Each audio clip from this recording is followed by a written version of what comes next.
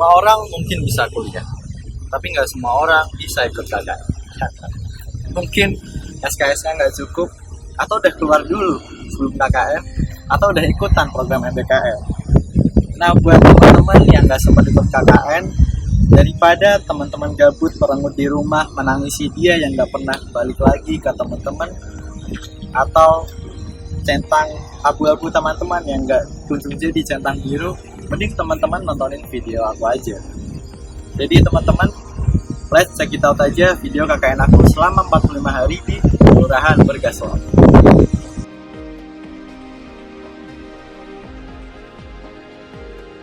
Kelurahan Bergaslor terletak pada Kecamatan Bergas, Kabupaten Semarang. Memiliki luasan sebesar 225 hektar. Kelurahan Bergaslor pada sebelah utara berbatasan dengan Kelurahan Wujil dan Karangjati. Sebelah selatan berbatasan dengan Desa Bergas Kidul. Sebelah barat berbatasan dengan Desa Pagarsari. Dan sebelah timur berbatasan dengan Desa Ngempot. Kelurahan Bergaslor memiliki jumlah penduduk sebanyak 7.126 orang yang terdiri dari 3.532 laki-laki dan 2.594 perempuan. Kelurahan Bergaslor tergolong kawasan urban, dikarenakan keberagaman karakteristik sosial dan budaya penduduknya, mulai dari mata pencaharian, agama, tradisi, hingga latar belakang pendidikan. Selain itu, masyarakatnya juga sudah tidak didominasi oleh corak agraris lagi. Pandemi COVID-19 dan dinamika globalisasi pada akhirnya merubah paradigma masyarakat dan pemerintah dalam mengembangkan perekonomian. Paradigma ekonomi yang semula hanya berfokus pada keunggulan komparatif dan pembangunan sektor ekonomi secara homogen, menjadi berfokus pada aspek lokalitas dan kelestarian lingkungan dengan pengetahuan sebagai modal penggerak ekonomi. Oleh karena itu, saya bermaksud untuk menganalisa potensi dan masalah pengembangan ekonomi lokal berkelanjutan pada Kelurahan Bergaslor. Nah, teman-teman di sini pasti makin penasaran kan? Kayak gimana potensi sama masalah pengembangan ekonomi lokal di kelurahan yang aku tempatin buat KKN ini. Nggak usah lama-lama teman-teman, lanjut tonton videonya. Oke, sekarang kita langsung ke potensi pengembangan ekonomi lokal berkelanjutan di Kelurahan Bergaslor. Oke guys, jadi yang pertama potensinya adalah kemudahan aksesibilitas. Nah, kemudahan aksesibilitas ini disebabkan oleh beberapa faktor ya guys ya, seperti keberadaan transportasi publik yang murah dan terjangkau, yaitu BRT, kemudian angkutan umum, kemudian keberadaan jalan kolektor Lemah Abang Bandungan yang menjadi salah satu jalan utama menuju objek wisata pada kawasan Bandungan. Aktivitas transportasi pada jalan kolektor ini juga cukup ramai guys, jadi mendukung pengembangan ekonomi lokal pada kawasan ini. Apalagi warna kuning di sini nih, itu menggambarkan sebaran kiranya kawasan perdagangan dan jasa pada kawasan ini. Dari sini kita bisa melihat gitu bagaimana konsentrasi UMKM yang ada di daerah ini. Nah, tentu keberadaan jalan kolektor, kemudian angkutan umum, traffic yang cukup padat, tentu didukung dengan akses yang cukup mudah ya. Ini akan membantu UMKM ini untuk berkembang gitu, untuk memasarkan produknya, untuk mendapatkan pelanggan. Dan keterhubungan kawasan antara Bergaslor sebagai kawasan yang dilewati jalan utama menuju objek wisata Bandungan itu akan membantu untuk kemudian Bergaslor ini bisa menjadi kawasan transit. Jadi para wisatawan ini bisa transit sejenak nih ke UMKM atau unit usaha yang ada di Kelurahan Bergaslor. Yang kedua, 73% penduduk pada kawasan ini adalah penduduk usia produktif. Nah, dominasi penduduk usia produktif ini menjadi potensi untuk mengembangkan tenaga kerja guna pengembangan perekonomian lokal. Selanjutnya, Perkembangan teknologi informasi atau ICTS. Perkembangan teknologi informasi menjadi potensi pengembangan ekonomi lokal pada era knowledge economy saat ini. Knowledge economy ini maksudnya adalah di mana pengetahuan itu menjadi modal penggerak ekonomi gitu. Dan perkembangan teknologi informasi akan memudahkan para pengusaha untuk menganalisa peluang usaha, sasaran usaha, hingga pemasaran produk yang dijual. Pengusaha juga dapat mengurangi ongkos pemasarannya dengan memaksimalkan promosi produk secara digital melalui e-commerce. Nah, yang terakhir, ketersediaan lahan non-terbangun. Ketersediaan lahan non-terbangun pada kawasan ini adalah sebesar 50% dari luas total kawasan, sehingga ini menjadi potensi untuk pengembangan infrastruktur pendukung pengembangan ekonomi lokal berkelanjutan. Oke gitu guys buat potensi. Nah buat masalah aku jelasin setelah ini. Oke lanjut lagi. Masalah pengembangan ekonomi lokal berkelanjutan di Kelurahan Bergaslor. Masalah pertama adalah ketidakjelasan arah penataan ruang. Ketidakjelasan ini maksudnya bagaimana? Ketidakjelasan ini maksudnya adalah tidak sinkronnya arahan penataan ruang dari pemerintah kabupaten, kemudian pemerintah kecamatan, dan pemerintah kelurahan sebagai perpanjangan dari kecamatan, sekaligus keinginan dari masyarakat kelurahan itu sendiri. Tidak sinkronnya adalah pemerintah kabupaten menginginkan kawasan Bergaslor sebagai kawasan peruntukan pertanian pangan dan permukiman perkotaan. Namun masyarakat menginginkan sebaliknya. Pun pemerintah kelurahan pasti akan mengikuti keinginan dari masyarakat. Karena bila dilihat perkembangan dari Bergaslor ini, dinamika yang terjadi adalah justru sektor perdagangan dan jasa yang semakin berkembang di sini. Selain itu, bila kita kaitkan dengan paradigma kota hijau dan pengembangan ekonomi lokal yang berkelanjutan, di mana aktivitas ekonomi tetap memperhatikan lingkungan dan pembangunan perkotaan memperhatikan kondisi alamiah dari lingkungan itu sendiri. Bila kita lihat, akan cukup bertentangan. Kita akan mendapati tidak adanya pedestrian atau jalur pejalan kaki. Kita sudah bisa memastikan bahwa kawasan Bergaslor ini tidak ramah pejalan kaki. Selanjutnya, identitas kawasan yang tidak jelas. Kita tentu akan bingung ketika melangkah pada Bergaslor ini. Apakah kawasan ini merupakan kawasan permukiman perkotaan, kawasan wisata, kawasan perdagangan dan jasa, atau kawasan yang lain? Selanjutnya, pengelolaan sampah yang tidak terintegrasi dan ketersediaan ruang publik yang kurang, serta arahan pengelolaan RTH atau ruang terbuka hijau yang tidak jelas juga. Kendala ini tentu berkaitan dengan keberadaan sarana dan prasarana perkotaan. Salah satu yang menjadi sebab atau faktor dari adanya masalah ini adalah terkait dengan pendanaan yang tidak maksimal. Hal ini merupakan dampak dari peraturan perundangan yang berlaku yang mengamanatkan bahwa kelurahan pada kawasan kabupaten yang memiliki desa diberikan alokasi anggaran sebesar dana desa terendah yang diterima desa atau kabupaten di kabupaten kota. Berbeda dengan kelurahan yang terdapat pada daerah tanpa desa yang mendapatkan dana 5% dari APBD setelah dikurangi DAK atau dana alokasi khusus. Dampaknya tentu sudah lebih besar atau pasti lebih besar kelurahan dengan wilayah kabupaten kota yang tidak ada desanya. Artinya kalau kita bandingkan kelurahan Bergaslor ini dengan kelurahan di kabupaten lain atau kota lain tidak ada desanya, tentu akan sangat timpang. Dan ini akan menimbulkan ketimpangan pembangunan antar kelurahan secara makro. Masalah selanjutnya adalah unit usaha yang cenderung homogen.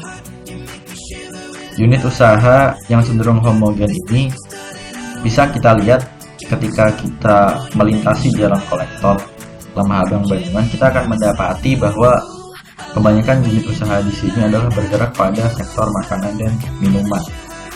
toko-toko kelontong kecil, dan beberapa jasa seperti fotokopi, print, potong rambut, dan sebagainya. Dampaknya tentu adalah persaingan yang kompetitif, kemudian pendapatan tidak setara sebagai akibat dari persaingan yang kompetitif ini, dominasi usaha besar, dan tidak adanya relasi atau kurangnya relasi antara produsen bahan produksi dan barang jadi, serta kondisi pekerja yang rentan akibat kompetisi antar unit usaha ini. Masalah selanjutnya lagi adalah dominasi sektor informal. Kenapa dominasi sektor informal ini menjadi masalah? Karena sektor informal itu memiliki beberapa problematika, seperti tidak ada jam kerja yang pasti, spesifikasi pekerja, kemudian jaminan pekerjaan yang seringkali tidak jelas, dan seringkali pendapatan dan kerja produktif yang dilakukan tidak setara. Karena dalam sektor informal ini tentu kebanyakan dia tidak terikat peraturan perundangan, dan banyak sekali pekerja-pekerja yang berasal dari keluarga yang tentu seringkali kerja produktifnya itu tidak dihargai sebagaimana mestinya. Meski begitu, dari hasil observasi, saya melihat bahwa sektor formal juga terus mengalami perkembangan pada kelurahan Bergaslor. Tentu hal ini bisa kita lihat sebagai perubahan yang ke arah lebih baik. Selanjutnya yang terakhir adalah penggunaan ICT atau teknologi informasi yang tidak optimal. Sebagian besar unit usaha pada kawasan Bergaslor masih menggunakan cara konvensional dalam membangun maupun mengembangkan usahanya. Hal ini dapat dilihat dari bagaimana cara pemasaran beberapa unit usaha yang masih menggunakan cara lama seperti memasang plang, banner promosi dari mulut ke mulut, dan menunggu konsumen datang pada tempat usaha. Padahal, dengan menggunakan teknologi informasi atau ICTS, jangkauan penyebaran informasi tentu akan lebih luas, atau dengan kata lain efektif. Efisien juga karena tidak perlu menggunakan banyak tenaga dan biaya untuk promosi. Karena media digital dengan fungsi serta kekhasannya masing-masing akan mempermudah pengusaha dalam menganalisa pangsa pasar, sekaligus memasarkan produk usaha yang sedang ia geluti. Oke, teman-teman pasti penasaran setelah aku jelasin potensi dan masalah tadi, kira-kira gimana nih strateginya untuk memaksimalkan potensi sekaligus mengatasi masalah. Jangan ditutup dulu YouTube saya, tunggu setelah ini kita kupas tuntas.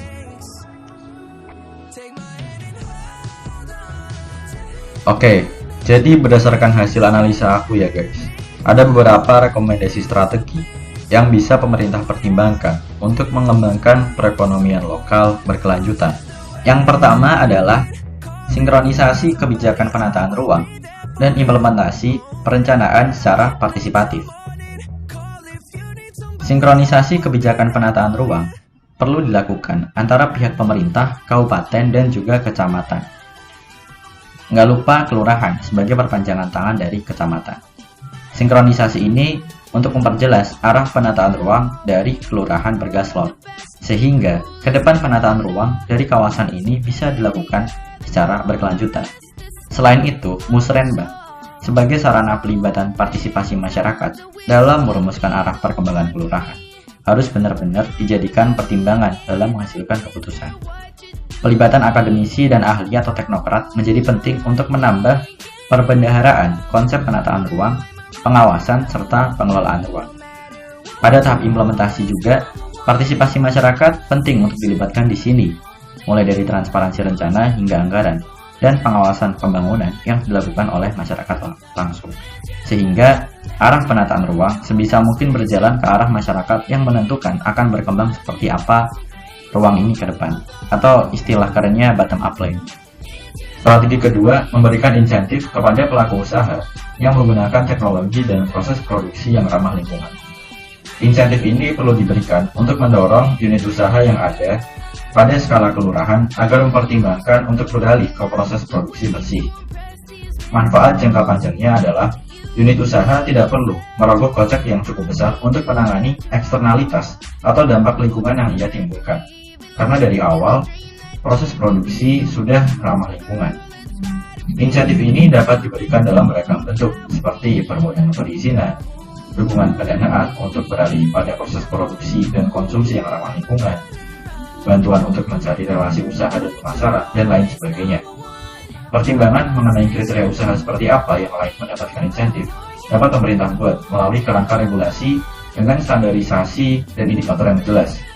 Standar dan indikator ini haruslah mengacu pada kerangka teoritis ekologi modernis atau kerangka lainnya yang mengedepankan aspek lingkungan, alih-alih hanya mempertimbangkan aspek ekonomi. Strategi yang ketiga adalah pembangunan sarana dan prasarana pendukung kawasan perkotaan hijau dan ramah lingkungan.